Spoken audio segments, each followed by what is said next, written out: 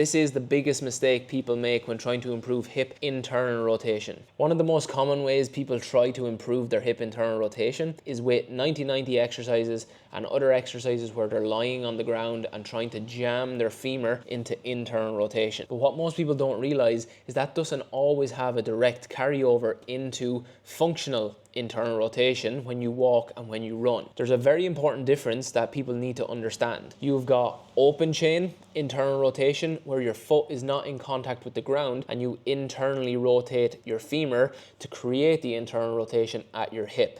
The other form is what we call closed chain internal rotation, which means your foot is in contact with the ground and internal rotation comes from your pelvis moving over your femur to create that internal rotation. And it's this closed chain pelvis over femur internal rotation that is most directly related to movement and things like walking and running, because these are all closed chain activities. A far more effective way to actually improve rotation and have it carry over into movement is to work on improving internal rotation in closed chain movements. One of the best and most effective ways to start improving that closed chain internal rotation is using something like a posterior hip capsule stretch. You're going to set up on all fours and I'm going to take my working knee with my hip stacked on top. From here, I'm going to slightly pivot on my bottom leg and step my top leg over. From here then, I want to sit back into my hip, and if it feels good here, I want to slowly come down into this deeper hip flex position. All the time focusing on keeping your weight down through this working leg. And a really key detail that you want to make sure you get is that you turn your pelvis towards your working leg, which means you will drop your pelvis on the non-working side. This helps you generate more decompression